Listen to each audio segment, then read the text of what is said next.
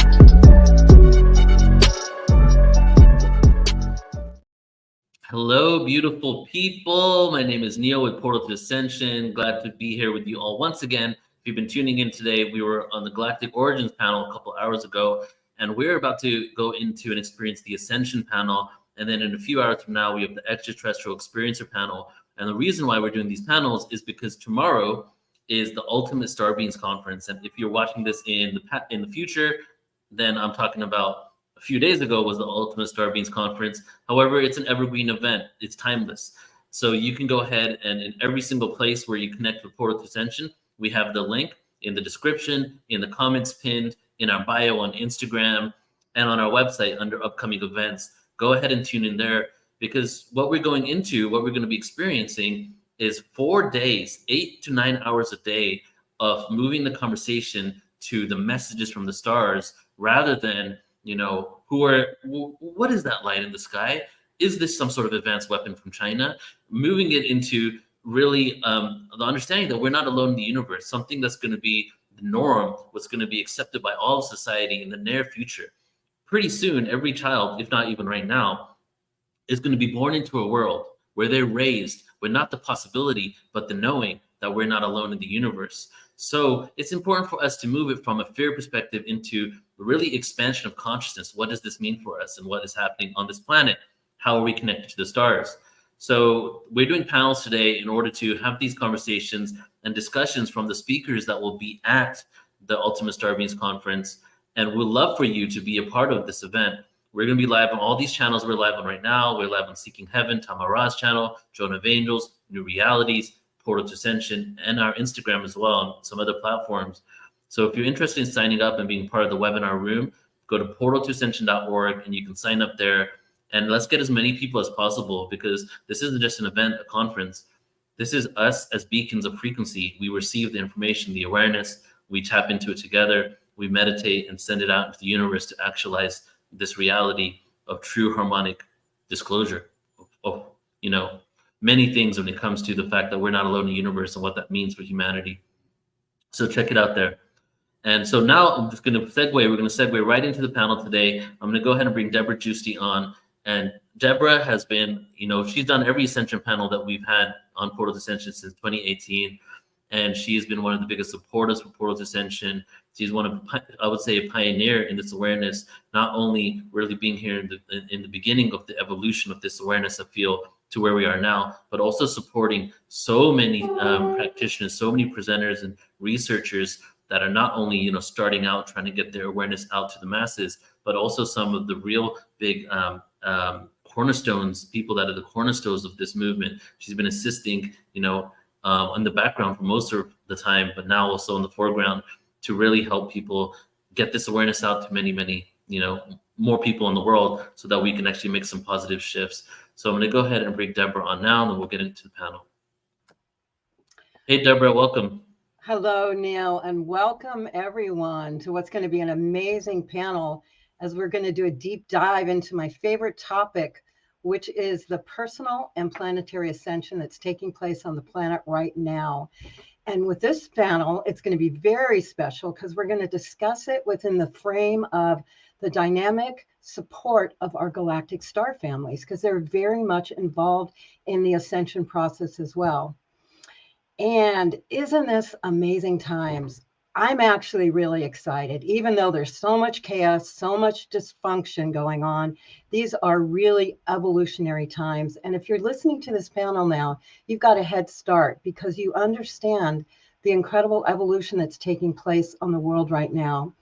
Not only is disclosure and general acceptance of the awareness of our star families at an all-time high, but it's primed to continue to escalate so that at some point it's going to be an accepted understanding in our mainstream humanity, and potentially in our lifetime, as it has been with other ancient lifetimes, we can evolve to consciously participate and interact with our galactic community.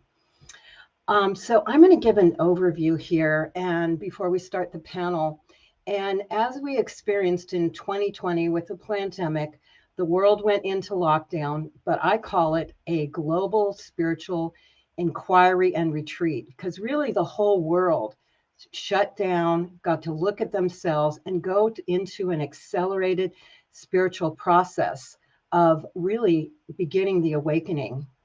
And what we also experienced was unprecedented planetary shifts and tremendous upheavals, which we're still experiencing, and the escalation of disclosure and mass exposure to hidden truths, such as mass UFO phenomenon, and also the dysfunction in our society and governments coming up to the surface, and also understanding ancient civilizations had more knowledge and technology than we presently have, and so much more. So what has really happened, it's triggered a global healing crisis. So everything that is dysfunctional comes up to the surface, everything that is not of the higher vibration that we're evolving towards comes up to be revealed, and then it can be healed. And so it's just like a personal healing process where all the toxins come up to the surface and you feel extremely sick at that stage. So that's what society is going through now. And we call this the purification phase. And this is really necessary for the process of ascension. And as below, as above, so below, what's happening on the planet is happening internally in all of us, because it's all interconnected. So we have this opportunity for our personal ascension. And if you haven't noticed, a lot of what is dysfunction in your life comes up right in your face to be revealed and healed. And that's the process we're all in right now as we evolve towards the next stage of becoming the divine human in the new earth. So I want to set a context briefly of what we mean by ascension, because a lot of times people hear that word and it conjures up so many various ideas of how it's used before. So I'll give a basic definition, and the panelists are going to go very deep into this for you. But what I see is ascension is an accelerated spiritual process that's currently taking place within all planetary life forms at this specific cosmic evolutionary cycle. Within us, it's a step-by-step process of spiritual awakening, and it results as an up-leveling into the higher dimensional existence in quantum consciousness. There's a gradual healing and clearing of dense trauma, ancestral patterning, activation of the light body, and you evolve into what is called fifth dimensional or higher dimensional frequencies, and you cultivate a clear connection with your higher self, and you experience deep soul embodiment. What we're talking about is coming and living and manifesting in a state of oneness. So we've all heard that. So what does a planetary ascension mean? So what we're talking about is this incredible time where many planetary cycles within planetary cycles are happening right now. And this has been prophesied for in so many religions, spiritual traditions, mystics, prophets, as a revealing of humanity's evolution into the new earth. Some people call it the second coming of Christ, the golden age, rainbow prophecy, age of Aquarius. And many star seeds have come to the planet now. Light leaders, angelics are all here now to assist us. So the good thing is that in the last 3 years, with all this chaos, millions of people have woken up all over the world. And I see this, and everywhere I go, there's more and more people waking up to their divine inheritance and going on the ascension path. So really, and this is a time when star families are coming closer and closer to us to assist us. So it's really showtime. And if you are incarnated now and you got a ticket to be on Mother Earth right now, you really lucked out, because this is a time when so many souls want to be on the planet now. And again, many of the star families are here to help. And we're so fortunate today that we have an esteemed panel to really dive deep and to understand even more what this ascension planet process is, what the planetary ascension is, and how the star family is here to support it. Who are they and what is their role? So now I want to bring on some of the panelists and start asking some questions. So these are people that I love and adore. They've been on the path and they are here to serve. Their whole life is about service and service to the awakening. So I'll introduce them one by one. And I want to start out with the first question. Can you give me your overview of what you experience the ascension process to be, personal, planetary, and how the galactics interface with that? And I know a lot of you have had some experience directly with the galactics. So I'd love to know, go deeper dive into what is this ascension process. People, mainstream people look and say everything's falling apart, but actually I'm really excited because I think we're building to the next level. And so I want to instill that awareness and hope and consciousness. So I want to start out with Sandra Walter, because she is one of the ascension teachers that's been around for a long time. I know in 2012, when I did another level of my own awakening, I looked for all the ascension teachers and not many were there, but Sandra was there. She was there and she was figuring out next levels of what's happening, because everything's been evolving and evolving and evolving. And she stays on the cutting edge. She's an ascension guide. She's a way shower. She has many courses and articles. She has a whole online community where she does retreats and ongoing meditations. She's always on the cutting edge. And some people don't know she's very connected with the galactics as well, as part of understanding their role. So Sandra, I want to bring you on and just have you give us your understanding of what's going on with the personal and planetary ascension and our galactic families. Oh, thank you so much, sister. Blessings, everyone. My goodness, the ascension process, I suppose I should start. I've been an ascension guide in service since 1999. So I've been able to kind of watch and track the ascension process and all the changes that the process itself goes through. And just to be clear, when it comes to whether or not you believe in galactics, it's not really applicable to this conversation. We literally would not be having the ascension conversation without the interaction or connection with our star family and all the channels and all the information that has been given throughout thousands and thousands of years about this time in our collective evolution and our collective ascension, where we would go through a transformational process that would take us from carbon-based to carbon silica and into a silica-based structure. And it literally is just a way to allow more of your spirit and pure source consciousness and actual light intelligence to exist in the form and then transform these realities together. So we learn how to be creator beings again. We learn how to open our heart and recalibrate the DNA. We learn how to embody unity consciousness again. And that process, like I had contact since I was a child, and that process is a timeline experience, multiple timeline experiences, that the more we shed the density and the more just cosmic light coming from without and coming from within through Gaia, it actually changes our perception. And of course, a lot more of our beingness exists in spirit than it does in form. So all of a sudden you start getting this expansive experience of being a lot more larger, having a lot more information, than in the past. And that in itself is a huge part of this ascension process that we're all going through. Gaia on the trajectory of becoming a spiritual sun. There's a lot going on at the same time, but our personal ascension experience can reflect the larger cosmic operation of ascension throughout this process. Wow, thank you, Sandra. And what is your experience with the galactics? Can you say a little bit about the galactic connection in this ascension process? Sure. Well, I've had a connection with my star family since I was very young.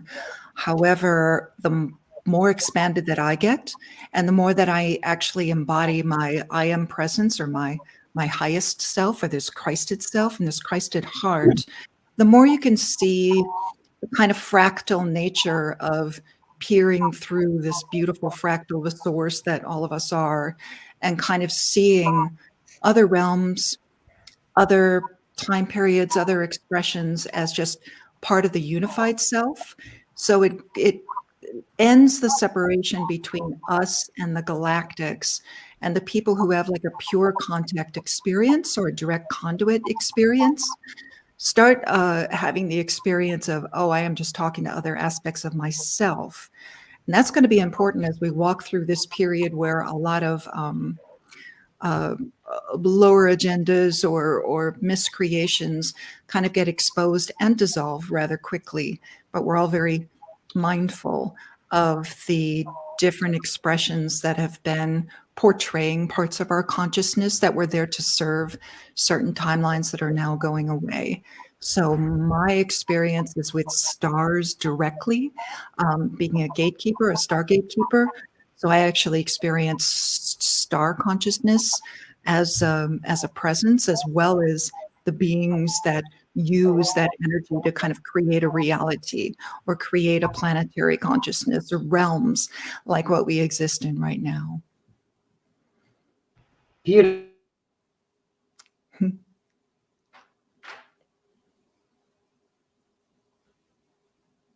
Oh, we lost you, Deborah. Okay, thank you for that overview. And thank you for laying the groundwork of this very vast experience and subject. And now I want to invite Akurla Melchizedek on. You have also been an incredible way shower, just spearheading the consciousness around DNA and ascension. She teaches people how to access genetic information in their holographic blueprints to live at their highest potential.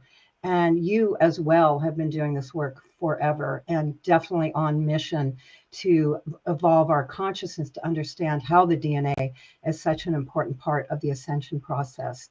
So I'd love to know how you explain this expanded evolutionary accelerated process we're going through now, and any relationship you can share with us of the galactics. Thank you so much. It's such a great honor to be here and to speak for a greater genetic collective and a genetic inheritance that I think a lot of us have already tapped into.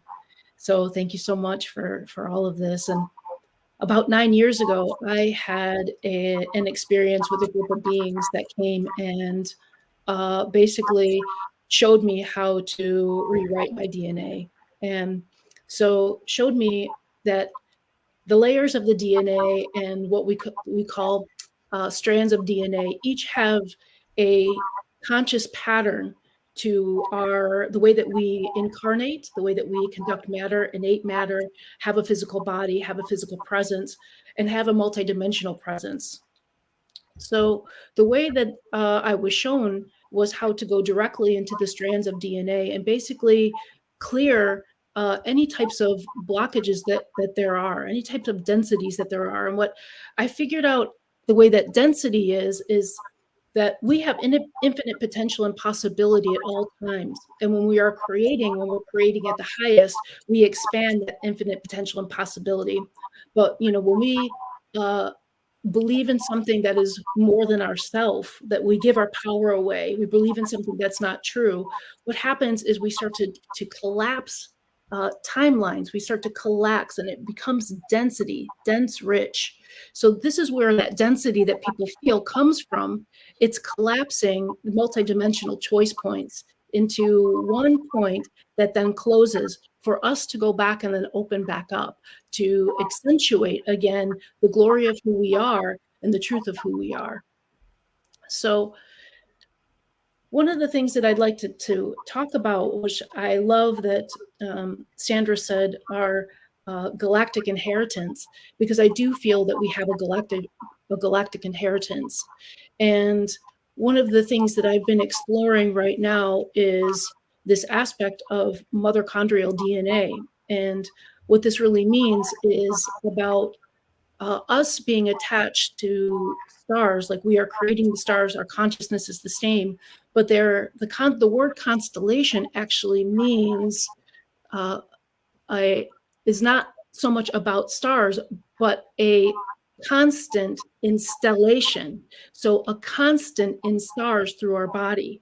So when we think of photons of light through the body or the light body, that this is actually a stellar concept. The stars that we are communicating with and that we are creating are actually coming and connecting into a corridor of experience. So if you think of it as like a tuning mechanism that starts happening, right? The tuning becomes like a sonar of a soulscape from star to star, and that becomes like the way that we have teleportation and also telecommunication with other beings.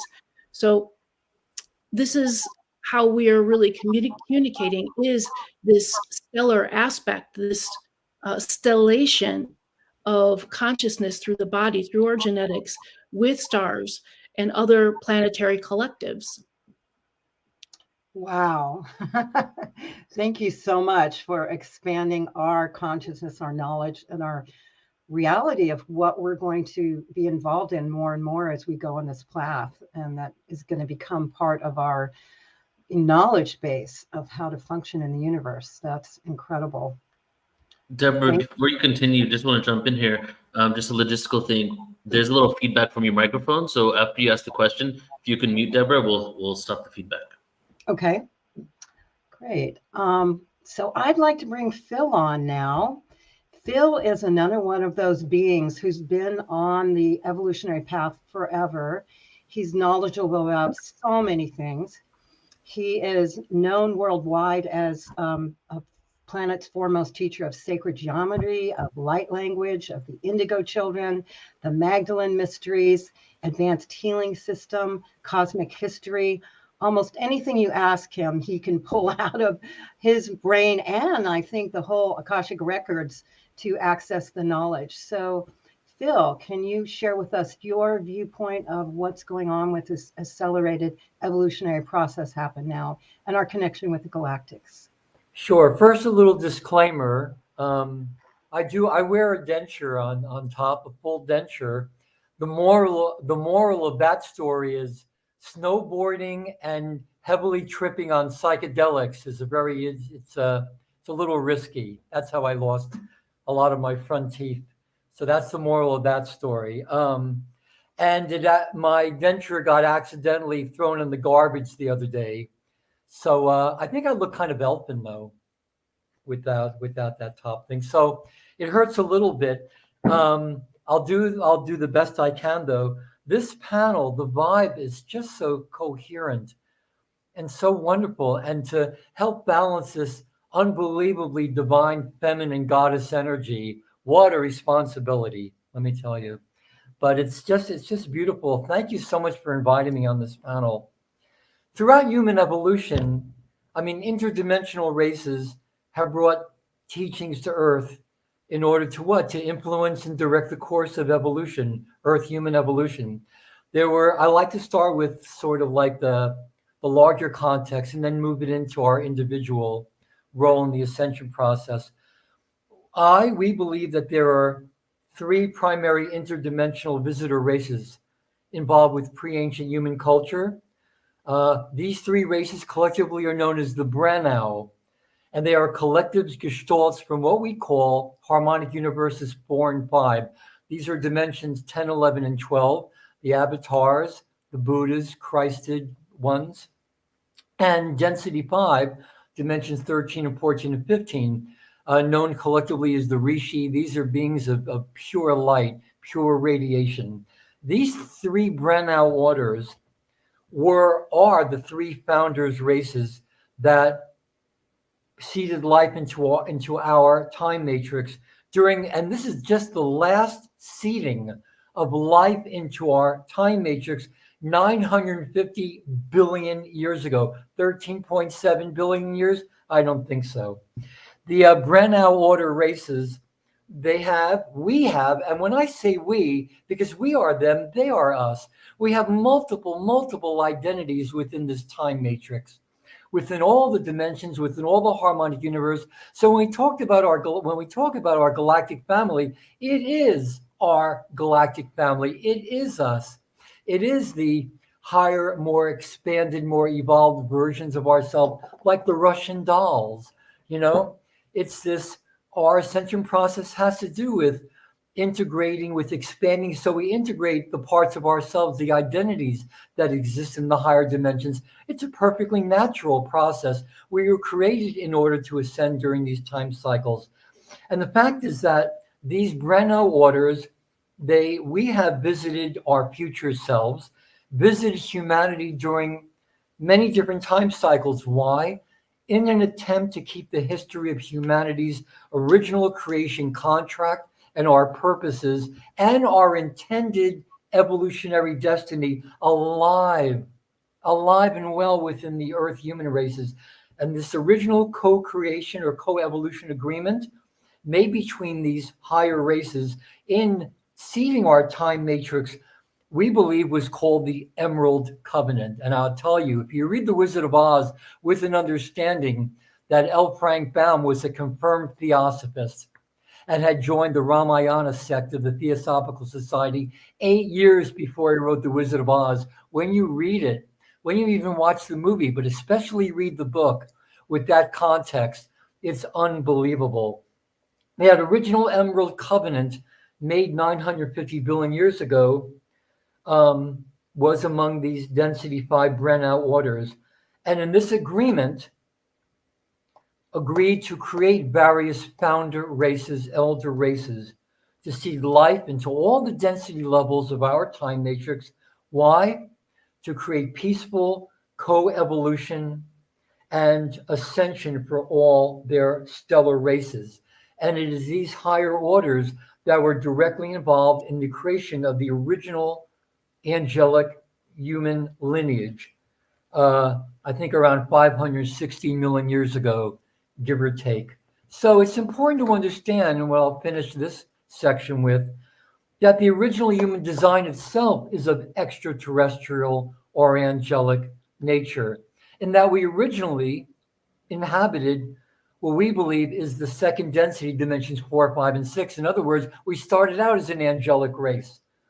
Relative to the time fields of Earth, where we believe Earth is called Tara. In the 8th dimension, I believe we're called Gaia. And the Taran, T-A-R-A or T-A-R-A-N, original human is called the Turanusium. And Earth's humanity's stellar genetics, or our genetic heritage, and our reason for being, the evolutionary path of human consciousness, as Akurta alluded to, and Sandra, all of us ultimately understand it's going to be found, the memory, the history, the love, the greater love, the love that knows no earthly bounds is going to be found in our DNA. In the DNA, in the strands, in the substrands, the standing wave templates that make up the blueprint for human DNA. So just to finish this part, that in the Earth human lineage, that known as the Adam Kadmon or the Adumi Kudmon, there were 7 root races, 5 what we call cloister races that were seeded. Each root race evolutionary cycle developed one of the first 5 DNA strands. And the cloister races, of which the indigos, of which many of, if not all of us, are the latest restatement of, carried the 7th through the 12th DNA strands corresponding to the higher density systems. Root race incarnates are called the earth seeds. This is mainly for Luminosity, who she's an earth seed for sure. And the cloister races incarnates are called the star seeds. And all of us here collectively, we're here to keep that original, quote unquote, 12-strand DNA template alive within the Earth human gene pool, because full ascension requires that we activate the DNA that's still in most of it in a state of dormancy. And that represents the advanced stages of human evolution. So there's a lot to, quote unquote, unpack here, but this is what I think we're all here to do. We all have a part in this to play. We're all in this together, you know. And I think it's just an amazing thing that through Portal Ascension, Deborah, through your work, all of us, that we managed to find each other in this world and come together in the panels, in the workshops, in the retreats and everything like that. So I really do think that all of us, not just all of us on this panel, we are the revealing vehicles through which God will express itself, the fullness of itself in our time, that in our lives we will see the full revelation and realization of ourselves and the Christos. Thanks so much for allowing me to share.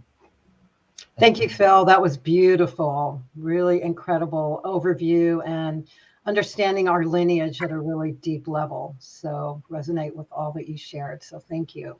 Thank you. And now I want to bring on an incredible, multi-talented, multi-gifted, I would say super goddess, Tamara Richardson.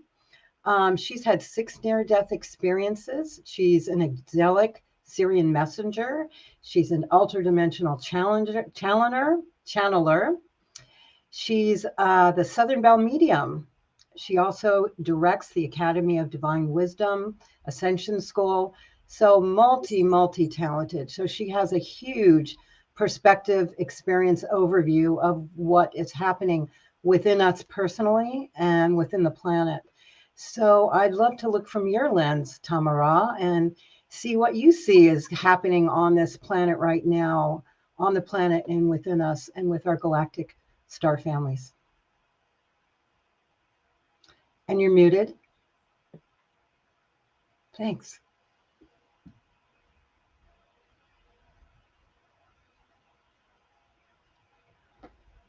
Okay. All right, they took her up. Okay, I'm sure she'll be back. We love you, Tamara. She must have had something really important to say.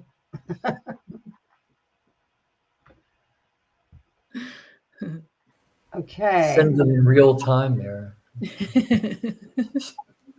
Okay, Neil's bouncing around too. Okay. Here we go. So let's go to Joan, and I'm sure Tamara will be back. But our last panelist is Joan of Angels.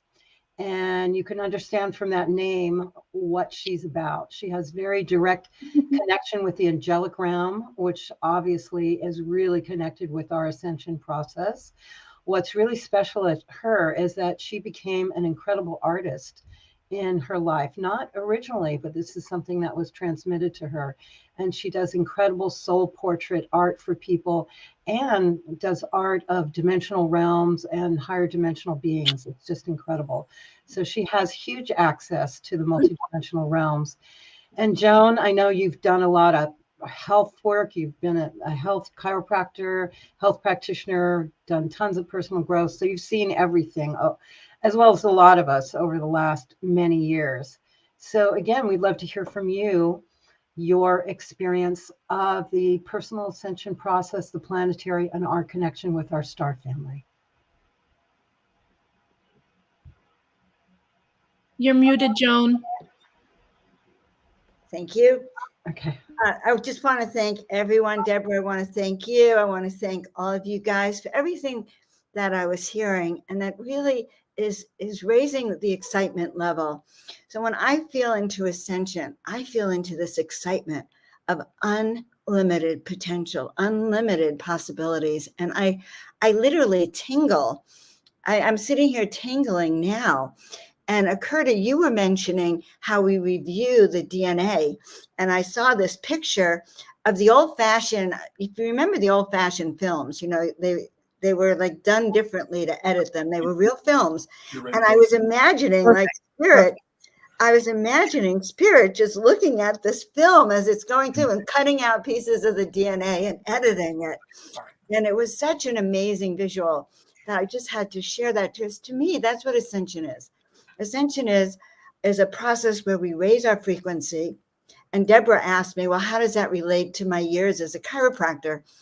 Every adjustment I ever performed, I would finish it with, we've just turned on your power.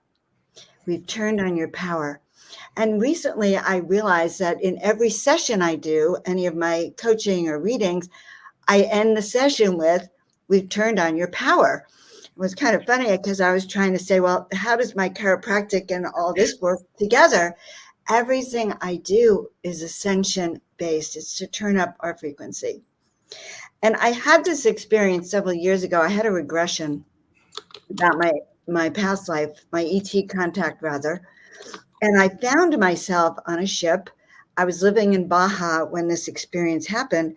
There were 6, those clouds, those UFO clouds that were above and never moved. They'd come out all day. They'd stare down. And I would wonder what was in them. And I had this regression because I said, well, what was going on there? And apparently every night they were bringing me up into the ship. And on the ship, all the members of my group, my Baja Paranormal group, were sound asleep on the ship. And I was on the podium. And what was I doing? I was literally turning up every person's power, raising their frequency. And there's a chiropractic adjustment that you could do to do this, which literally opens up the channel for meditation. So the next thing this particular ET being said to me was, well, your job here on the planet is to raise everyone's vibration. I made a commitment not to leave the planet till everyone's vibrational frequency was attuned and higher. And so when I think of Ascension, I think of how do we turn up our vibrations, turn up our power in order to align with these higher beings. When I was getting ready for today, I created a series of screensavers today just to do it. And I saw this painting I hadn't seen in a while. And it was like they wanted to be here with us. Why? Because when each of you on the panel or at home are watching and you see these angelic beings in the physicality, they allow us to know that they're right there in the other dimensional realms. And so the work I create, and I don't create it, the work I bring through me is all about accessing these other dimensional realms. And you might say, well, what good is that? Because the higher we raise our frequency and align with these higher beings, then the more we are ascending. And the more I ascend, Sandra ascends, Phil ascends, the more we raise our vibration, the more we filter that out, and it raises the vibration of everyone who's watching this and everyone who will be watching. And then it's a collective ascension. It's a collective activation that we're providing now. So that's my short take on ascension. I'm glad you asked. Thank you, Joan. Beautiful, passionate, as you always are. I love that. So thank you so much. And so great to have Tamara back, because again, as I was sharing, she's an amazing woman, so multi-talented, has her fingers in so many incredible gifts to the planet. So I'd love to know what you see from your lens, Tamara. Thank you. Let's do this again. I think what happened is Neil was streaming on my channel, which is great. But it knocked me off, but I'm back. It's all good because it all works out. First of all, it's wonderful to see everyone here. Beautiful, beautiful beings. I look forward to getting to know you, the ones that I don't know. And thank you for having me here. So it's funny because you were asking about personal and planetary ascension. What's my process? What have I experienced? And what I was going to tell you, I canned it just now because I want to say something different. I want to say something more from the heart because I want to talk to the people that are watching and probably many of you that are here is going on this spiritual unfoldment has not been easy. It's been extremely rewarding, but it's not been easy. And I can remember early on being different and not in the box. But I think that's been my message all along, is to tell people to get out of the box. And the example is funny, Phil used, I was like, oh my gosh, I use the Russian doll example all the time. And then way down below was the soul. And so mentioning my 6 near-death experiences, and people are curious about that, and what does that have to do with ascension? There's many different ways that you can get to ascension, and it's work. Okay, it's actual spiritual maturity. You can do that through Kundalini, deep meditation, really just engaging and throwing yourself in programs like this. But for me, I remember early on being in prenatal, being spirit, and my mom wasn't quite delivering me. She was bleeding, and I was hanging out as a spirit, and I just felt nothing but love and empathy for her. And each time I had my near-death experiences, I would go to a different level of not only consciousness, but of dimension. And so it was important that I did that so I would not forget who I was, which was a celestial hybrid. I've always had the hardest time being a human, because I always say pain sucks. Don't these bodies, they're a lot of work. But it's been a journey. All of that is just one way, and it just got me to deeper levels. And I guess I wanted to fast track it. The good news, you can slow track it, fast track it, whatever comfort level that you want your spiritual progress. But I saw mine through the many near-death experiences. I've been talking to spirit people since 3rd grade. Now I'm talking frequently with what I would call ultra-dimensionals, which are not necessarily, I have nothing against them. I like talking to everybody. I'll talk to ETs too, but they're more of the higher level beings of the higher dimensions and so forth. And some of those might be perceived as angels, but they could also just as easily be Palladian. They could be an Elohim. So they started coming through describing who they are. So this was not in my playbook to to channel Astro of the Galactic Federation, which I'll do that Monday, as well as talk about some other things in my experience on the Galactic Federation. Didn't plan all that, but what, we have forgetter implants in us, that we have forgotten who we are. Okay, I'm just going to tell you that's a true datum. And so we need to remember who we are. And part of that is taking the fear that may exist. We may not think we have it, but it may be there, and remove the dogmas. Sometimes we become very attached to these dogmas because they've served us for so long, and just be willing to be a nothingness. And that's enough. And to be able to ask questions. And when you have that passion, what is it? The purity to seek answers. You see the face of God. I didn't say that exactly right, but the point is, my heart wanted this. And so people have different paths and so forth, but it's helped me to develop a lot of spiritual gifts. I do light code activation. I channeled how to build a Stargate for one of my clients who's a scientist who finished Einstein's work. I've done stuff. I've talked and spoken in different languages that I didn't understand with the other person. What I'm telling you is, don't limit yourself. You have no idea on your journey where it's going to go. So with mine has been like that. And my teacher, one of my NDEs, when I was 5 and I was dead for 2 hours of pneumonia. Trust me, I was having a blast in spirit form.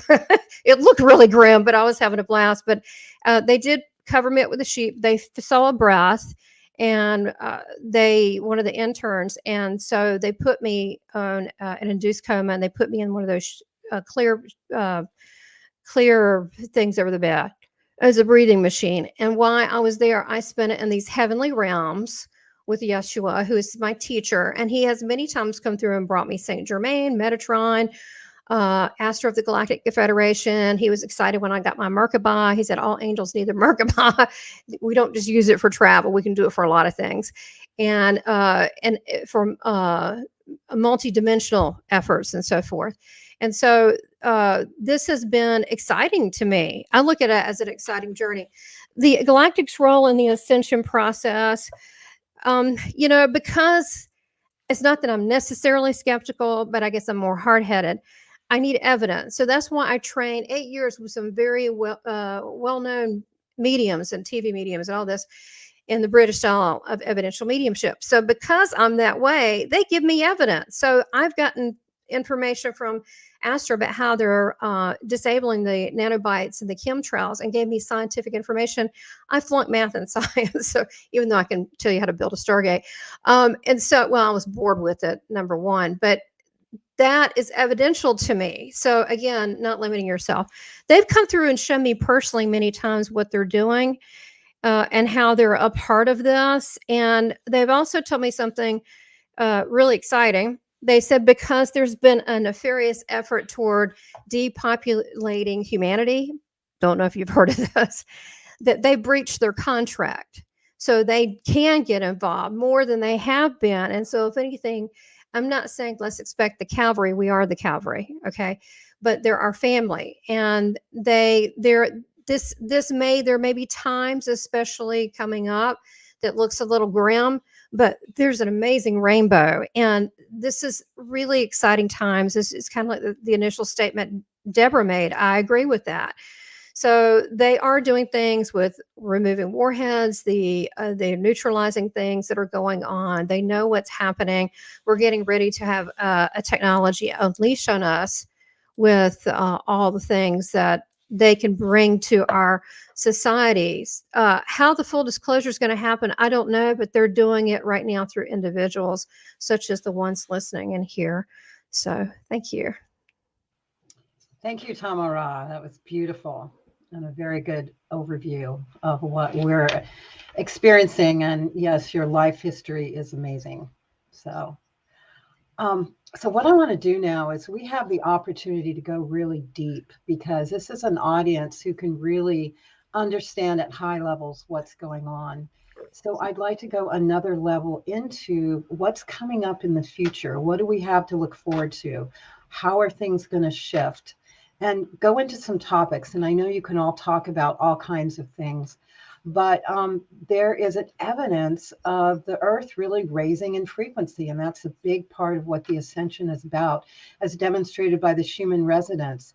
And what about the solar flares that are happening? How does that affect everything? And the large solar flash that so many Ascension teachers and spiritual guides say is going to help transmute everything. Also, as Tamara mentioned, there's going to be a release of all kinds of new technologies and all kinds of ways of being at whole other levels. What is that going to look like? And also abilities that we know are available, like time travel, like heightened abilities of intuition and being able to remote view and bilocate, trilocate, all of that. And what is really morphing into this new Earth? What is this new Earth? Which is, the way I see it, is just our next stage of evolution, that a lot of the galactics are already operating in these frequencies, in these consciousness, in these ways, and they're helping us to come into this next level of divine human and new Earth. So maybe share with us things that aren't normally talked about that you have privy to because of your deep dive into your exploration of these topics. And again, I'm excited. Like, what is coming up? What do we have to look forward to? As well as everything destroying, what is going to take us into the future of existing in the oneness consciousness with our fellow humanity on the new Earth? So Sandra, do you want to dive in first again and address what you can share? I'd love to. I want to share something that's happening with myself personally, because I think it's best to always speak from personal experience when it comes to trajectories or what's about to unfold, and really kind of drop into the heart consciousness or source informed consciousness, because we do have a lot of information and a lot of narrative sharing going on in the external right now. And that's simply witness to the amount of information that we're capable of receiving right now as a collective. So it does get quite accelerated, quite amplified as we walk through this passage. But specifically, a couple of years ago, higher levels had shared that embodiment was going to change everything. Embodiment of the I am presence, if you want to call it that, your highest aspect, was suddenly going to get reconnected. People who have recalibrated their heart, recalibrated their DNA, so suddenly you can hold that divine template, that divine pattern, enough that you start opening that conduit for that level of light consciousness, love, light, intelligence to come in. And suddenly you feel different. Your consciousness changes, the way you communicate changes. And it's taken me a couple of years since this happened to me, my presence activation, to not just integrate it. I don't feel it's something that can be fully integrated and then you say, okay, now I'm complete. I think it's ever expanding and infinite in the possibilities of what we are co-creating together. But a lot of people went through this experience, and it started changing not just outcomes, but it started dissolving a lot of the past, a lot of the looping mechanisms that have been running on the planet for a long time. So suddenly you have a whole widespread activation of these divine human hearts, of these sacred hearts, of this divine crystalline DNA, the crystal heart, starting to happen. And it actually creates a little constellation itself, a little grid itself, that starts bringing in this energy. It naturally just flows out of you. So when we talk about the Christed state or the solar cosmic Christ, all the different narratives that we have and different descriptions for it, it's all talking about the same thing. Source returning into form in a new way that actually changes the realities and changes the outcomes. So even the narratives of grand solar flash, suddenly you're seeing it from a different perspective. I actually had that experience a couple of years ago of the solar flashing experience, and all the lower realities go away completely. And it felt like you were leaving the body, but we're still here. A lot of people had this experience simultaneously.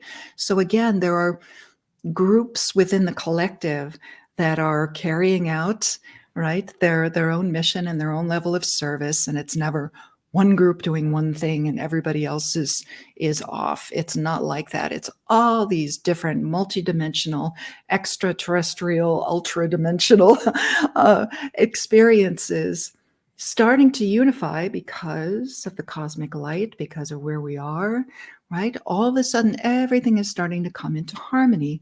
And yeah, there's a lot of clearing, a lot of throwing off of let's say, discarding uncomplimentary realities now. And if you don't focus on that, and if you focus on continuing this pursuit of divinity and purity and really understanding love, light, intelligence of your own heart, you start having a very different experience. And that level of perception and experience gives you a state of what I call divine neutrality. That was that channeling came in like 10 years ago. Divine neutrality is the way to walk through this. And you end up with this consistent connection to 0 point that corrects realities. Suddenly you'll find that miraculous state is pretty consistent.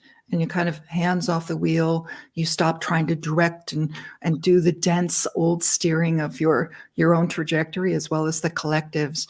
And you get this purified experience of unity consciousness, which then my relationship with star families, with higher orders of light, highest orders of light, becomes so intimate and so beautiful to me and so flawless and so effortless.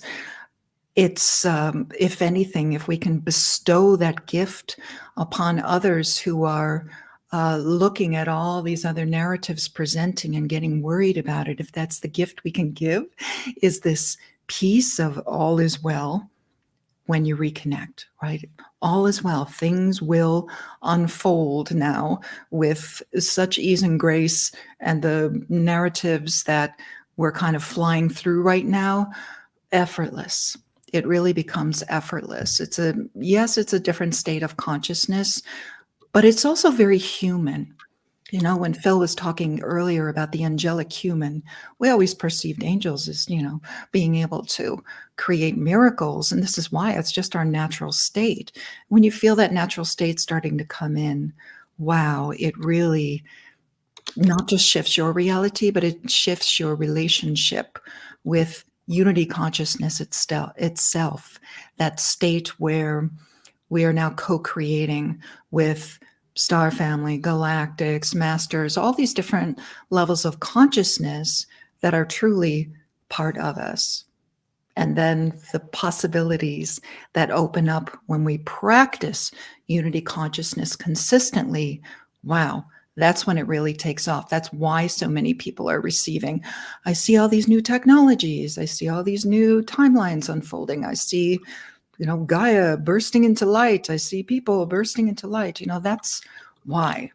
It's simply we're co-creating highest outcomes with a brand new frequency that overwrites, and completely destroys all of the distortion. Really stepping into that acceleration now. And I love that state. It's so beautiful to witness. I'm very honored to witness it within my own journey and within the sisters and brothers that I'm walking with right now. It's quite glorious. Wow, Sandra, that was amazing. That's really a bottom line explanation of what we should all be called to be aware of. Because the world out there can take us all kinds of directions, but staying on the high vibe reality into where we're going with the ascension process and how you described it, so we can actually really understand and get it. Really beautiful. Thank you so much. Yeah. So also, I'd like us to keep to 4 minutes because we have a couple more questions, if we can, within the next half an hour that we have together. And so, Akurta, so where can you take us with all the amazing, expansive knowledge that you have of what's coming up? And DNA is obviously a big part of what she was talking about in terms of advancing forward and being able to attain those states where you do create a miraculous reality around you all the time. So what can you share with us of Absolutely. Absolutely. And I can resonate with so many people on this panel that I was a physical therapist for a lot of years. And I primarily worked with pediatrics. So I was helping children learn how to crawl and feed themselves and walk. So that was the setup for what I'm doing now, just in a more multidimensional way, is that we are having this experience where we are in this body, but we are having an interdimensional and multidimensional aspect of consciousness and union, creating more matter, more love. And I used to think that the matrix was this thing that was outside of me. Like it was the banking system, it was the educational system, it was like all these different systems. But what I really came to find out was that it was the matrix of my body. That's the real matrix, the mother matrix, the matter, right? Divine matter within myself, my soul being the divine matter. And so I really went on a deep dive, and I spent a lot of time in darkness with a blackout mask. And I spend a lot of time even listening to my body with a stethoscope and just really deeply listening to myself. And you can hear all of these membranes inside membranes of consciousness, of deep intelligence within the body. And you can hear the aspects of this very, but almost like sonoluminescence happening within our body, within these membranes. And that's the thoughts that we think, our soul coming through these infinite membranes of the body and having their own type of color and sound frequency that they're continuously singing and communicating in. This is what light language really is. And so we have an infinite amount of light language that's happening through the body. We think of temples as inscriptions on temples as being like so amazing. But this body is a temple, and you have inscriptions of your soul in your genetics in every membrane of your body. And I mean, when you start to discover how magnificent and beautiful you are, like, and it's just, it's infinite, the beauty and the depth and the creativity that lies with loving consciousness and intelligence through your being. All the other stuff in the outside world starts to fall away. And I love what you shared, Sandra, about 0 point. It has that moment of like such beautiful, perfected clarity.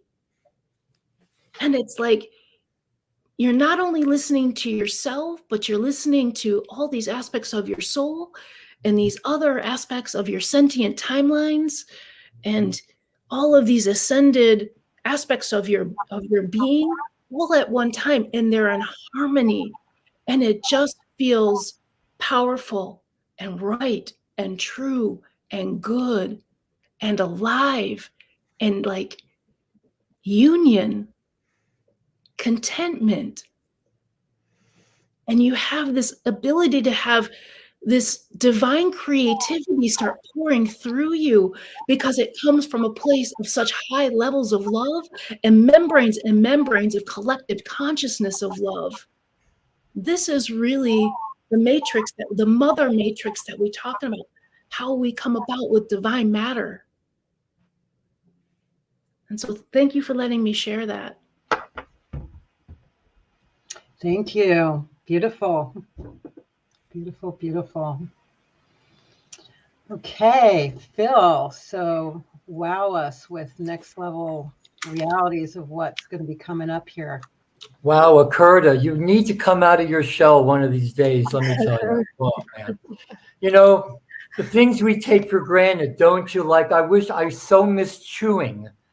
Don't it always seem to go that you don't know what you got till it's gone? Well, much of what I know is a result of a walking experience when I was 6 years old, a car accident that, for all intents and purposes, should have taken me out, but it didn't. What I understand now, a lot of our walking experiences are what I call soul braiding. A soul braid, a contract that where a present incarnate begins to assemble the codes from its next incarnation into its present body and works to fulfill the purposes of its next incarnation in this lifetime. So 4 minutes, I can do that.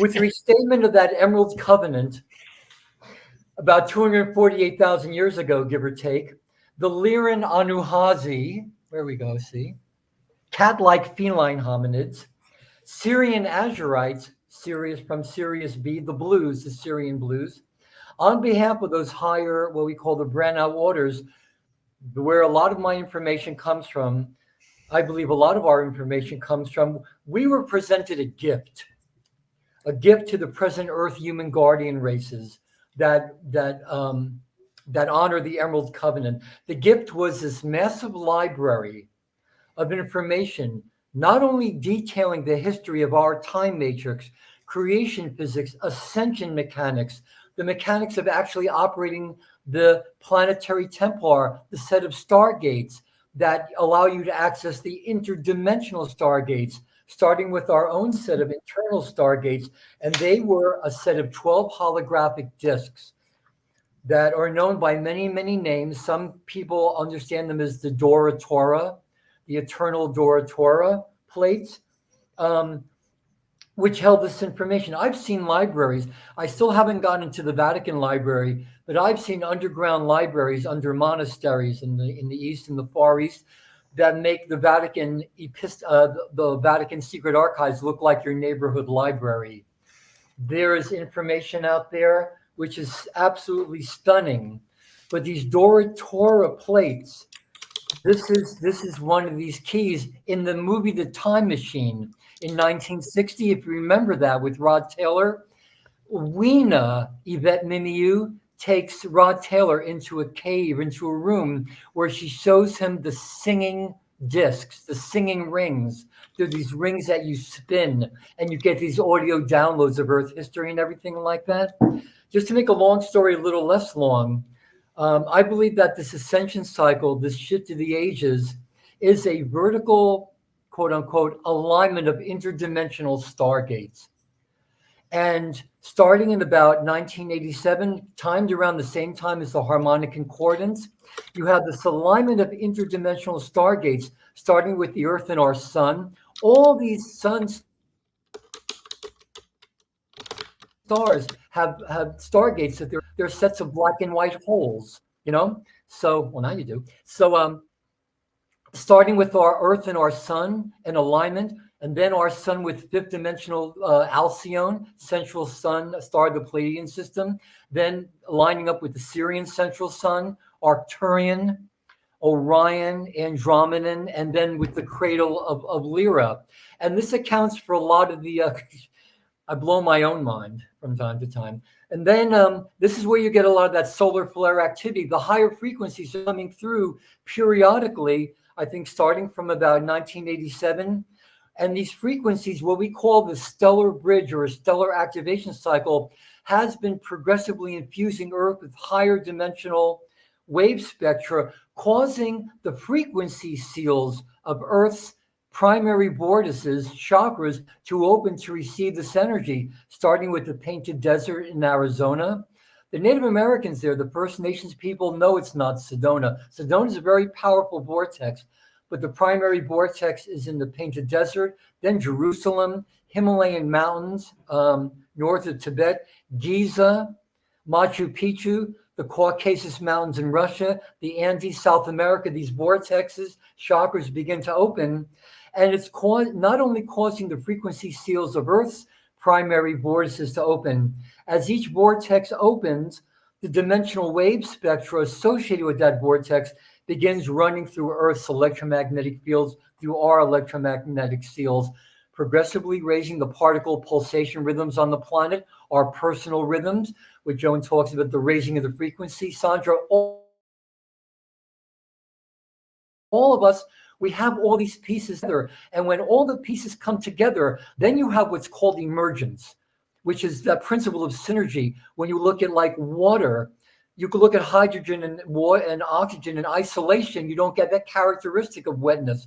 But when you put them together, something emerges that wasn't possible looking at all these pieces in isolation. And that's why what the blessing of all of us coming together is. So, and it's important to remember also, just in closing, that any manifestation of digressive consciousness is really, in a way, only here to remind us how rare and special and precious we are. To really understand our true origins, to understand where we come from, why we're here, our place in the universe. I know we'll probably sum up later, but in the conference, I want to talk about the origin of the Christ Antichrist paradigm and how it even relates to something near so close to it, the COVID thing, you know, and our possible futures that we individually as a collective will choose. So I have high hopes. I always remember the only thing that didn't escape out of Pandora's box was hope. And hope always springs eternal. And I think this is the hope. I think the vision that we all see, and if we can share that vision of heaven on earth, then I think that will guide Earth into that probability, you know. And these are just such exciting times, as Deborah's, as all of us in our ways we've alluded to. These are just to be here, to have chosen of all the worlds and all the times to incarnate into, we chose this world and this time to be feathers in each other's wings, to really help all of us ascend individually and as a planet. Thank you, Phil. Like I said, this is the hot ticket. This is the place to be. Thank you. Thank you for expanding that understanding and vision of what's all that's involved from what you can see. Appreciate it. All right. Tamara, what do you have to share with us that can blow our minds with what's coming up and what we could look forward to? And you're muted.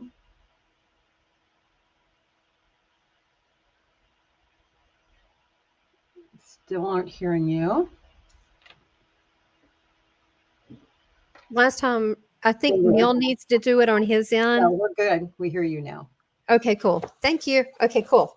Yeah, I think I'm streaming on all these different platforms for Portal to Ascension. I think that's why. All right. So my answer has changed again. And everyone, I'm just really digging this whole vibe of where everybody's going. It's so personalized, and we are digging deep. I want to first talk about, when we talk about what's going to happen in the future and so forth. Oh, of course, our consciousness is forming that right now. That's why it's so important that we be a part of things like this, books, events, conferences on this ascension, so we can develop not only individually, but collectively. But when we think about what are the galactics and their part in it versus our individual roles, I think there's a merging that's happening right now. There's so many star seeds, even those that don't want to admit it, that have had contact experience in some way, whether it's through the astral or whether they've actually seen ships or both. And so we have been contacted, and now we have platforms like this that this is normal to us. This is normal talk. You can talk about these things. And so we are growing collectively because it's important, and it's really interesting. I want to take note. There's so many light workers, truth seekers, walk-in star seeds. They never really work together a lot, on and off, but now they understand the intense passion and desire to do so, because we all have a lot to add to it. And either different, fragments of this topic, or it may be of the same topic, but you can already see our answers are very different. But we must come together to unite as one, and we feel this need because our light, our bioluminescence, is stronger when we do come together. I think as what's happening now is people are, just by the sake of being around others that remember, they're being activated. Some people are here just to hold space.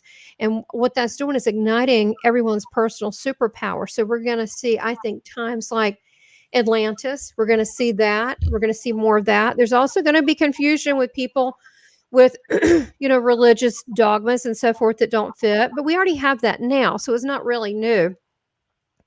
And that's just part of the growth process.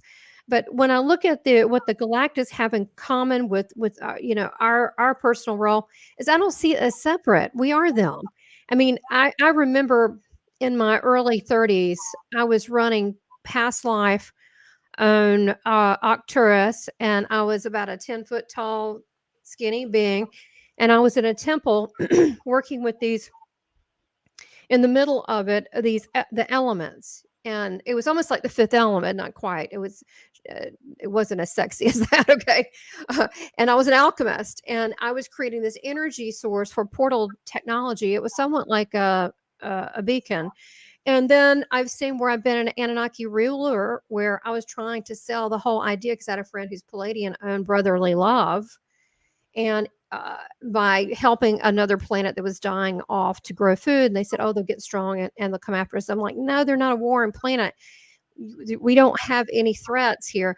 So some people listened, some people didn't like it so much.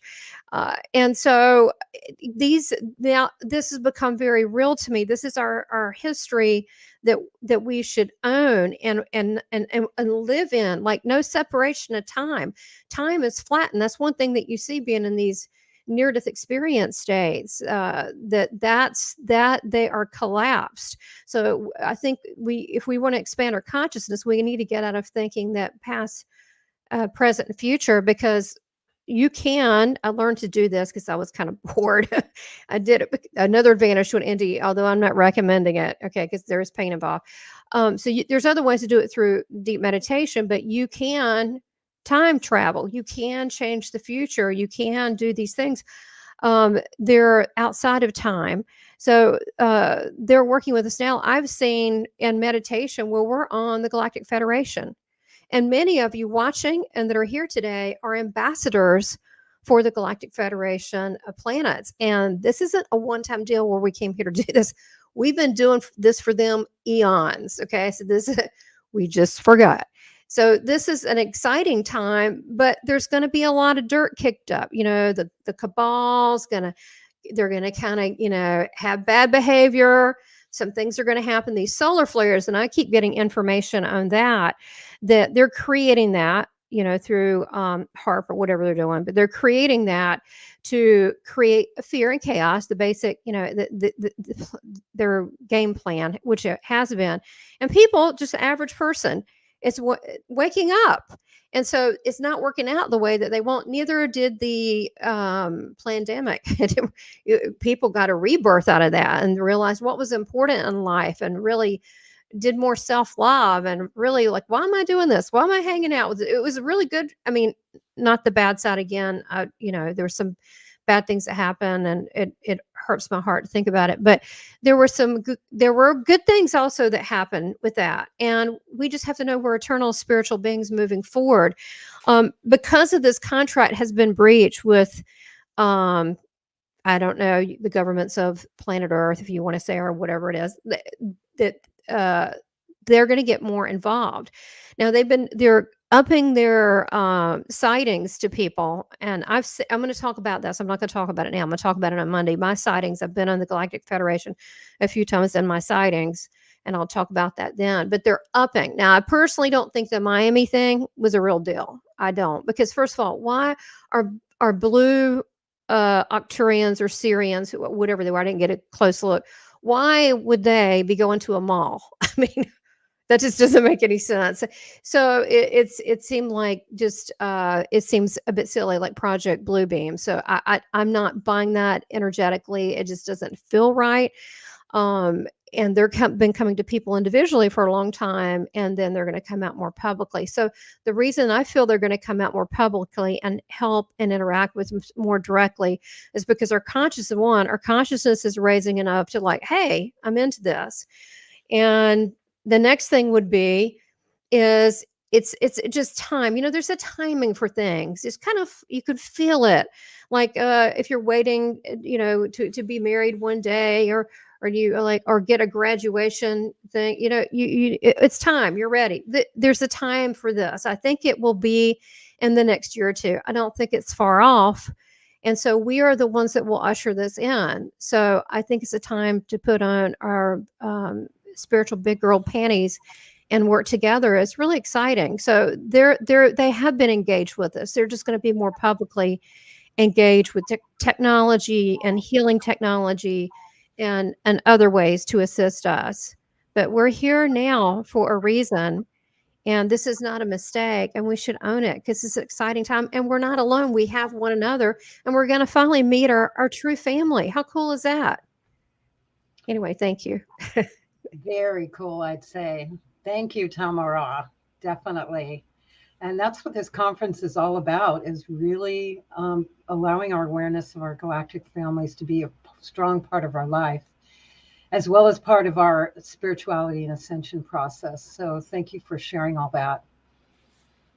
And Joan, so can you cap this off and let us know what you see coming up? Oh my God, so much excitement already. Like, I don't even know where to begin. I want to comment on a few things though, as I talk. When I was in Damanhur, some of you have heard Damanhur, but when I was in Damanhur, Falco, the founder, talked a lot about how they altered the timelines and how part of their work was to alter future timelines. And now, 10 years later, since I was there, 15 years later, I can see where they're coming together. And Phil, you talked about these stargates as being sort of aligned, and we can kind of slip up and go up this way vertically. And it reminded me of a vision that I had, kind of a lucid vision I had the first time of contact in the desert, whenever that was. I just started painting angels, and I don't know, I was sitting outside, I was in my car, and suddenly I saw myself at a train station. It was like a Harry Potter train station, if you've seen the Harry Potter films. And I go up to the train, and I'm taken up, and up. And I see massive numbers of people going to the left. And I said, so I obviously knew it was an ascension elevator. And I said, no, I'm not going where the masses are. I'm going the other way. And what I discovered is that then that brought me up to the next level, as Phil mentioned, and then the next level and the next level. But it happened because I said, oh, I'm not following the masses. I'm on my own timeline. And so I began to claim my own ascension process just by saying, I'm not one of them. I'm really making this movement. And so that really has colored it. And also the fact is that the more we put our intention and our thoughts into the cosmic field of consciousness, the more it happens. So when timelines get changed, Dom and her planting in new timelines, and all of us with our consciousness seeing this solar upgrade and seeing that we're on the ascension timeline, it actually makes it real. Just like if we choose to be on the other timeline, we could be. I don't know why any of you would want to be on it, but we put our consciousness in and we create it. So right now we're creating ascension in a certain way. And, I know what's going to happen. If we look at all the films and TV series that are out now, Taken, they all have these weird names, but there's series that have two different dimensions and what happens here. And then there's another world on another dimension similar. All the people are similar. And then there's shows like Taken. We know that they're priming us for something to happen. And the deep state won't let us go gently up above to the heavenly realms. So as long as we're aware that we're here for this transformation and we are the ones who need to hold steady, because we understand it. We understand that there's a dissolution. Like when you're taking a shower, first all the dirt has to come out, you scrub yourself, it all has to come out and go down the drain. And I think that's how it's going to happen for us. Great, Joan. Thank you. As passionate as ever. I love your enthusiasm. It just builds on everything we've been doing. I'm hyper now, like off the planet. So we're going to go a little bit over because I really want one more question, and we'll only have about 2.5 minutes or something like that. So I'd love you to give your top tip of what we as a human being in this human suit right now, but an expanded multiple dimensional being can do right now to support our ascension process, because this is really a personal process that we're talking about. So what's your ultimate tip? Also give us the time that you're going to speak during the conference. So if people want to get more of you, they know when to tune in, and your website where they can go and get more of you, get your free gifts and all of that.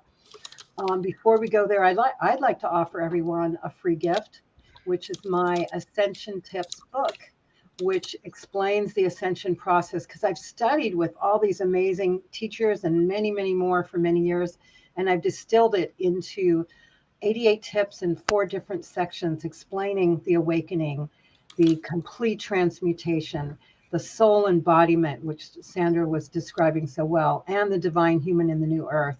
And you can get that book for free at ascensionnow.org, ascensionnow.org. So I'd like to go back to the panelists, and we'll start with Sandra. And what do you give as your ultimate tip of what we need to be aware of, what we can do for ourselves? When are you speaking, and how can they contact you? I'll give you 3 top tips. Meditate in 0 point. Actualize unity consciousness in everything you do, think, say, create. Take care of your nervous system, because the energy, of course, comes in through your nervous system. That's the distribution channel for new light consciousness. So make sure you take care of your nervous system, a lot of self-care. And then make sure you actualize those mastery qualities: forgiveness, gratitude, compassion. We really need to employ these qualities of the Sacred Heart. It'll make your journey a lot easier. Me personally, I am speaking Saturday at 10 a.m. Pacific. I'm going to be speaking about star presence and contact trajectories, discernment. And you can reach me at Ascension Path, PATH, .com. Sign up for the light letter, and I will send you a crystalline DNA ebook to get you started on your journey. And you'll get a missive from me every single week. I've been doing that for 20 years. So, and you do amazing convergences online. So you have a huge community. So when you do your meditations, there's a body of really advanced people that are all tuning in at the same time. So it's really powerful to join Sandra in her meditations and her transmissions. Really beautiful. thank you, sister. Thank you so much. Okay, Akurda. So what do you have to share with us? When do you speak, and what do you offer, and how can we get a hold of you? Well, what I'll be sharing on the 14th, I believe around 11 Pacific time, I think that's when I'm speaking, will be the Royal Light Lines and the Garments of Light. And it'll be really a presentation about the light body and how the mitochondrial DNA, the chromosomal structures that are full of light, create our light body and then move into the multidimensional field of consciousness around us, and how we can color bathe. And that's really what it comes down to, bathing in colors and frequencies all the time to help keep our consciousness at a ascended level, and to continue the raising of light through the body and connect the channels of light. You know, we think that there's the crystalline grid system on the planet, but there's also a crystalline grid system, a fascial system, that can be at every state of consciousness. The fascial tissue can be liquid as it can be physical and crystalline. And we have all of these different connections through the body. And so we have a really intelligent, multidimensional crystalline grid system through the body that refracts light, that refracts our consciousness, not only in our body, but through our field. And so I invite people to start color bathing. And I'll give a detailed presentation about what color is as a form of consciousness, and that it's the purest form of consciousness that we then create and animate ourselves with and create matter with. And it's part of the templates of how we come into manifestation. Beautiful. And when will that take place? That takes place on the 14th, I believe, at around 11 or 12 Pacific time. Mm-hmm. Great. And how do they get a hold of you? So if people would love to get a hold of me, I do all kinds of DNA clearing and recoding. I also do mitochondrial alignments, like I said, color spectrum alignments to create new holographic information in the field. You can find my website at livingyourdnacode.com. And if you sign up for our community, which I do all kinds of writings about DNA and start to bridge science and physics into what I call the divine sciences of our animation of consciousness through our body and the creation of matter, you'll get a recording there of how to go into the first and second strands of DNA and clear ancestral patterns through the epigenetics using light and geometry. Wonderful. Thank you, Akurda. Amazing. Thank you so much for being here.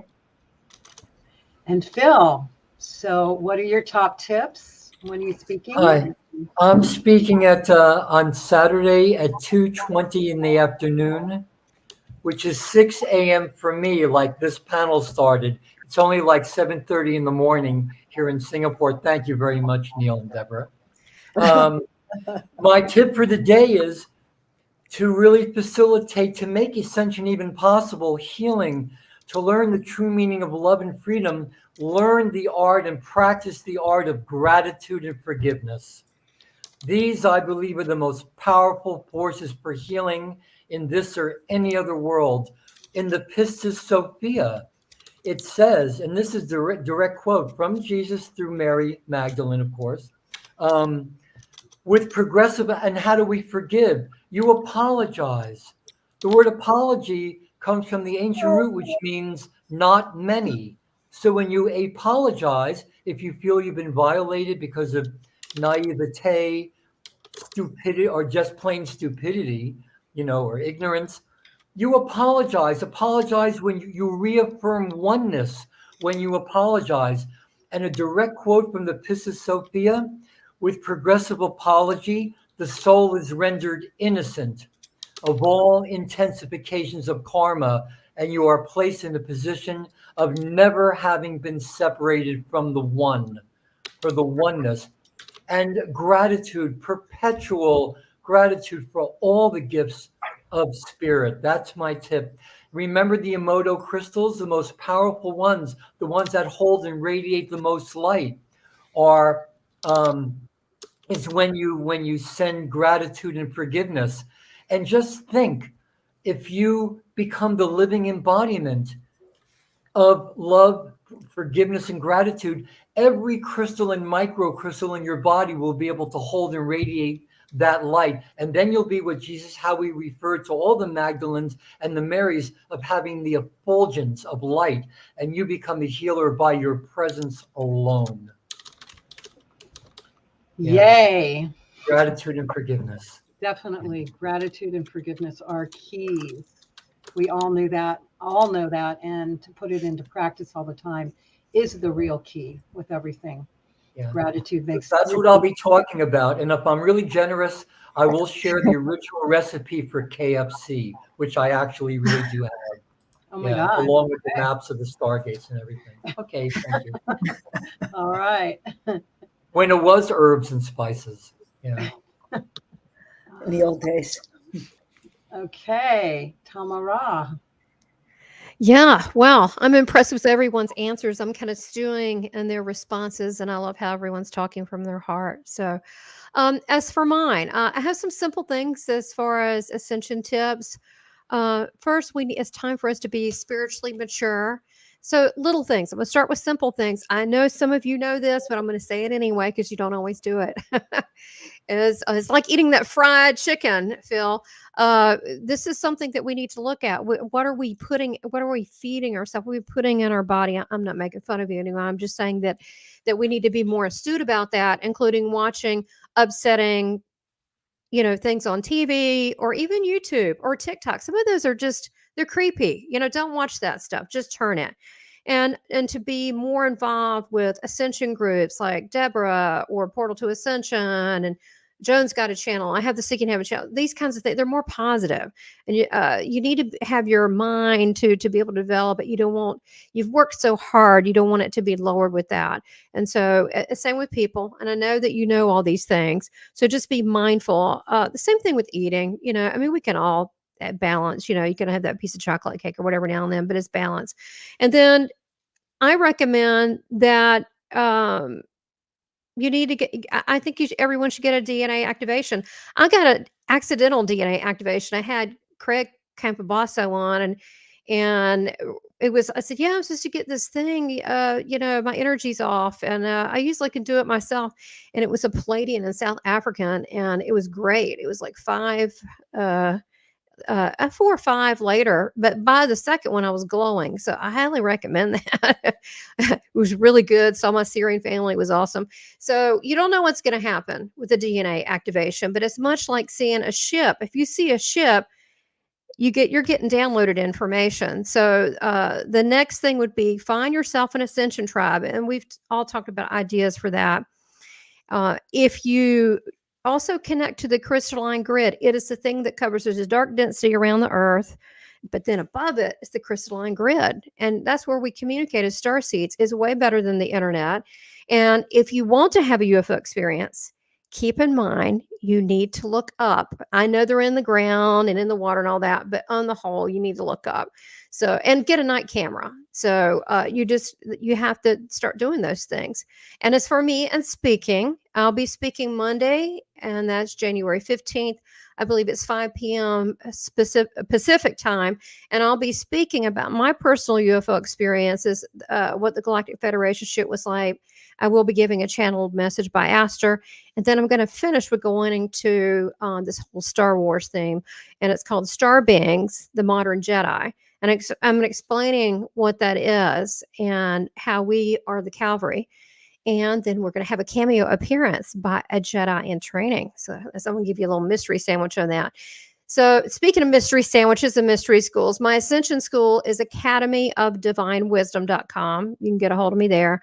And I also I have courses, having one at the end of the month, I think January 30th, on time jumping and dimensional travel and the benefits of that. And I'll be going into actual exercises. And then I do star readings, star origin, earth missions. But if you want, some people don't always want that. If you want just an evidential medium, you've had a reading, as well as a life path, you can go to southernbellmedium.com. And then please check out and subscribe to my Seeking Heaven channel. I have guests like Joan of Angels. She has 2 episodes and they're really great. I've had Neil Gaur on there multiple times. He's terrific. Debra, and so many people you might recognize. And I try to make that a family community place that we can express ourselves. And I try to promote other star seeds and ascension leaders so people can be introduced to them, because different people gravitate to certain types of people. So feel free to do that. And then finally, I want to leave with a message that Yeshua left for me, and it's really pretty. And he talks prettier than me, I think. He says, "Be the love you were created to be." And if we just did that, this would all come together. And I think that's what we're doing right now. So, Debra, thank you for being an amazing host. And thank everyone. It's completely my honor being here with such an esteemed group of people. Thank you, Tamara, for all your gifts to the world. Wonderful. And Joan, so topping off with your passion for what people can do. I can't help it because all of you guys excited me so much that it really lifted me up, and it really has. So I hope for all of you, it's lifted you up. And I think some of, to top on what everyone is saying, this is a collective group. So the energy of this panel is more than one person. It's 6 of us, like really kind of digging, in with each other, and it lifts us higher and higher. So part of my recommendations, it's the company that you seek. It's where you're putting your attention. And, I had this experience. In fact, I ran into him, this fortune teller years ago, 10 years ago, told me when he looked at my palm, he said, you were supposed to be famous, but you took the wrong turn. Not to worry, it'll come back. But, and I saw him again this weekend and I had to laugh. I went 10 years later and I'm on the right turn. And what is the right turn? The right turn happens when you listen to the voice of the divine, when you follow the guidance you receive, when you deliberately say no to the lower frequencies and you use your discernment to say, I don't want to hang out with those people. They depress me. I think I'm going to go over to the Ascension Panel, or I'm going to come to the conference this weekend, or I'm going to take that maybe it's a little bit more conscious thought. But I have learned that when I pay attention and I say yes to the highest of directions I'm getting, it is taking me to the most outstanding places, and it will take all of you as well. And so I'm speaking on Sunday, and I'm speaking about really how to embody the presence of yourself as a star being, how to really powerfully feel that within you with total certainty and clarity, so that your whole physicalness emanates a high frequency. Then there's no doubt. And then things that don't belong in your field fall away. So I'll be speaking 9:15 Pacific time on Sunday morning, 9, 10, 11, 12, 1, 2, 3, 4, 5. That's 5 p.m. in London. And God knows where it is in Hong Kong. But I can't wait to see you all. And Debra, this is an outstanding panel.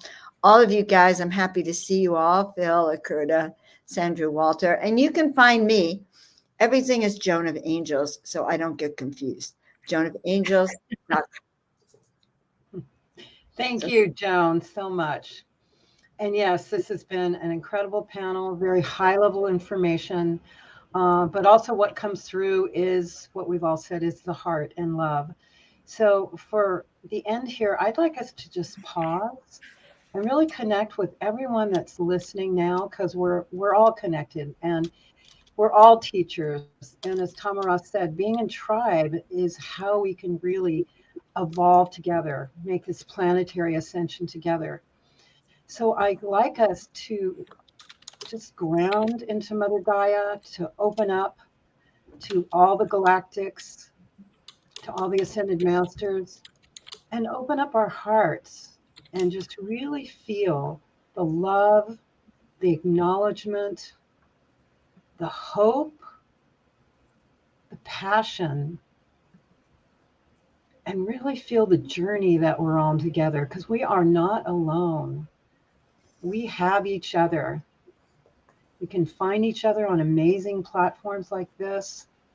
And people are waking up all over the world, waking up to love, waking up to this higher consciousness that we've been talking about, and waking up to a connection with our beloved higher cousins, the galactics, that are here to share with us. They have been through the ascension process, and they are here to teach us and support us if we ask, if we show up, because it's really up to us. So with our hearts now, let's just touch every heart that is on live. And also this goes through the quantum field. So if you're listening to this replay, this heart energy is touching all of you right now, because that's what happens in the quantum field. It's all happening now. So feel your heart expand, and feel your heart receive, and receive all the love from everyone. That's really the bottom line of what we're talking about. The ascension process is evolving into that love frequency, which is in the higher dimensions, and coming from the miracles and the grace and the healing and the magic of that love frequency. So we thank all of you that are with us in this journey on this panel. And we celebrate all the inspiration and ahas that you've received by this amazing panel. And we deepen in the love and the knowing that all is well, and we are on the journey together, and it's about love.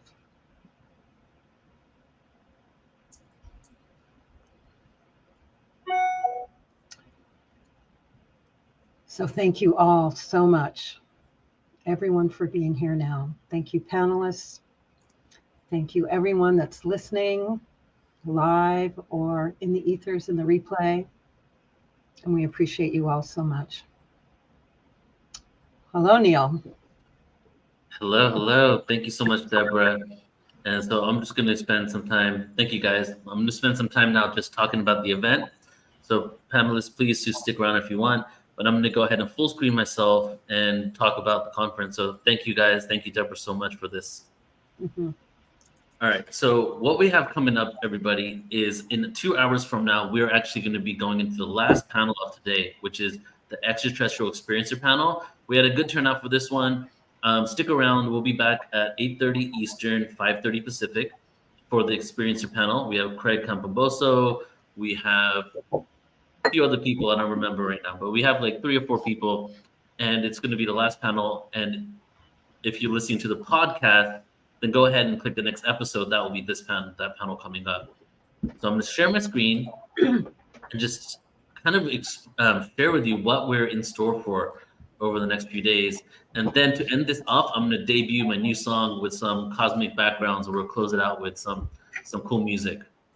All right, so here is the conference coming up tomorrow. It's a 4-day event, and as I've been sharing quite a lot, the intention for this is dubbing this next year as a Galactic Origins Year. Well, this year that we're in right now, the Galactic Origins Year, really just to take the narrative into a greater understanding that we're not alone in the universe. Who are these beings?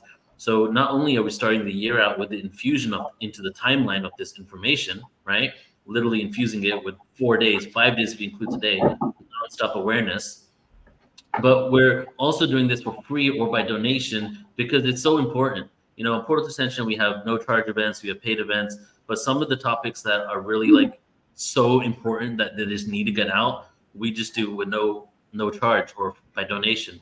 Like we did a 2-day event on the truth of cancer. Those are the types of things that people need to know this stuff because it's time to really shift the paradigm. So this event is one of those, and it's January 12th, goes up until 15th. You can see some of the speakers here.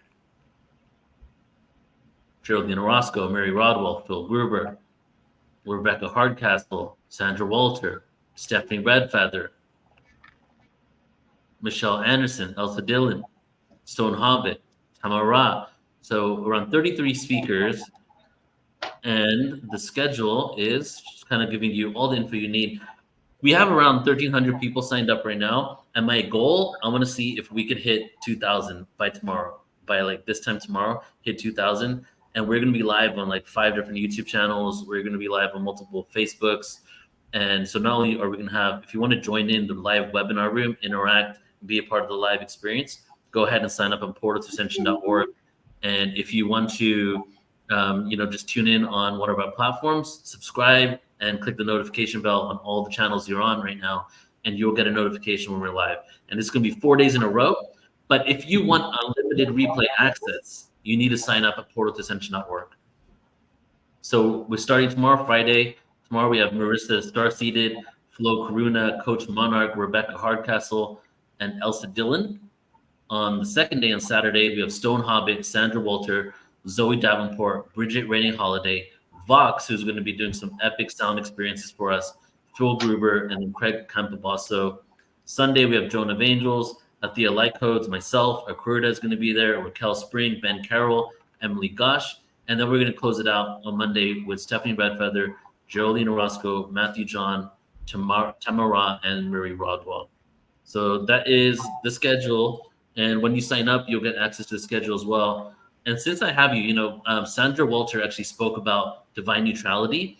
And I just figured that's a perfect opportunity for us to promote a literal conference that we're calling Divine Neutrality Conference that's coming up as well.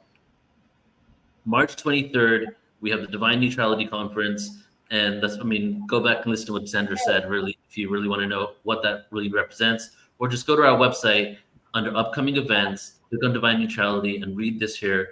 And it's like, how do we get to a place of stillness and not being emotionally triggered, channeling our emotions in a beautiful way, emotional maturity, really, that we come from a place of non-reaction when we see all these triggers in the world, when we see the chaos, and we see the atrocities, and we see what we perceive as evil. And when you're at that place of divine neutrality, we're able to make more informed decisions for ourselves and for how we want to act in the world. So just a quick plug on that. For all of you who are new to Portal to Ascension, you can sign up on our website. You get hundreds of hours of free presentations just by signing up. Under the Watch Now page, you can check out so many different events under the upcoming event section. And you can check out our archives under the Ascension Academy, where we have literally hundreds of events here that we've done. Check it out, see what we have available, because we are pretty much a one-stop shop for consciousness. So if you want to tune into any of that, please do. And we'll love to see you guys tomorrow for the Ultimate Star Beings event. So with that, I'm going to go ahead and close out with some music here and just say thank you to all the panelists. Thank you for Debra. Taking a look at the chats here. Not only are we going to be doing this event for the infusion of the timeline, but one thing that we have going for us, rather than those that are divide and conquer mentality, is the energy of inclusion is much more of a solid vibration than that of exclusion and division. And when we come together in numbers and we realize there is more than us than them, even though that's a relative statement because they are technically us, right? But when we realize that we can all come together and create a new paradigm, when we come together in numbers and we set our intention and then we meditate on that experience, that's when we actualize the real reality that we want. If over half the planet today just got together and decided that, hey, we want to be in a new dimension, we're aware of it, and we all meditated overnight, right? Like say 70% of the planet at once. This holographic reality has no choice but to reflect that reality for us. So as we come together, we synergize and realize that we have more that connects us than the ideologies, the information, the countries, all these different forms of division, all these forms of inception that have incepted us into a reality where we feel that we're other, right? And we feel that people are others. Even when we look at the star beings, we feel like they're the others when they're beings that don't even look like us. We can't even fathom that experience, right? When we come together in unity, that's when we make real change. And so it'll be great to have you guys a part of this experience over the next 4 days so that we can all be in the same field together and, ultimately create that reality. So thank you all for tuning in. And here we go. I'm going to try this for the first time. We're going to play my new song that I just produced in London a few weeks ago, and it will be out on all major platforms very, very soon. And let's find some cool videos. So we're going to start with some imagery of the Pleiades. Let's do this. And see you guys. If you want to tune in, we'll be back in an hour and a half with the next panel.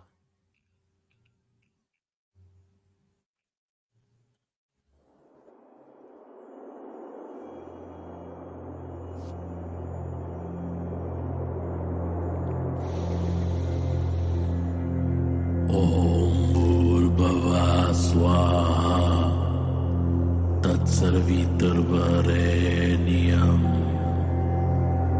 Bhargo Devasya Dhimahi Dhiyo Yona Prachodayat Intavoakatianoa Yamuna Watina Kiamupa Ufania Katianoa Tina Okambalat kia kumpalaya inamuati na kaniam watatsao ya katuwatiana ya makatu inze awakala kumpali atara kumpala kumpala.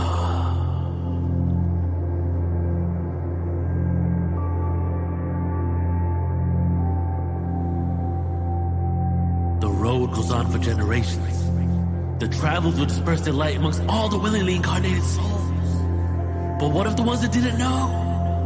Amnesia of the internal endowment to reserve a place in the fifth dimension for themselves, the ego to control, and a better life they shall never know. I welcome you, Dark One, into the lap of luxury full of my pain and woes.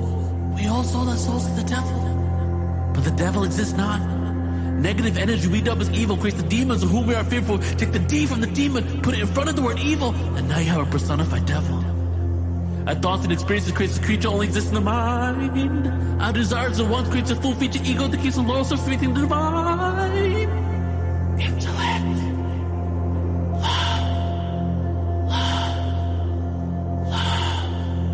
On a perfect understanding we will have of one another. I welcome you, my brother, my sister, my lover, to become one, to help me become one, before reality tears you from duality back in ether's imagination.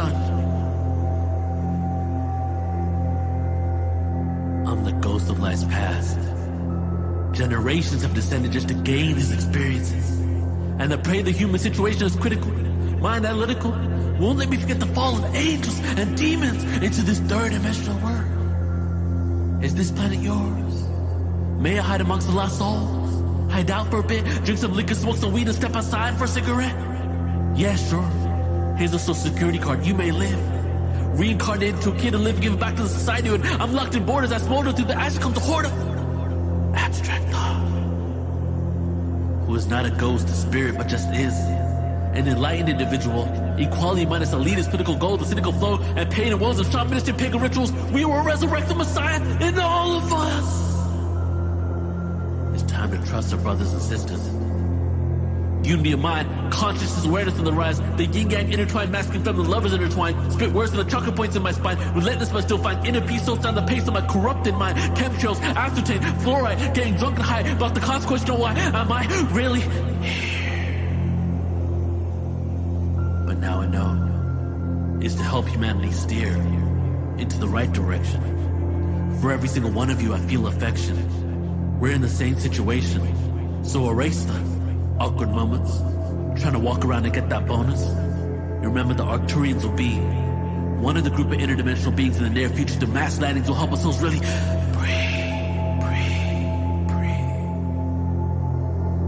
So raise your frequency if this is what you want to see. And don't try to break free from the shackles of captivity that we formed in our own mentality, because you and I, we are, we've always been. Ya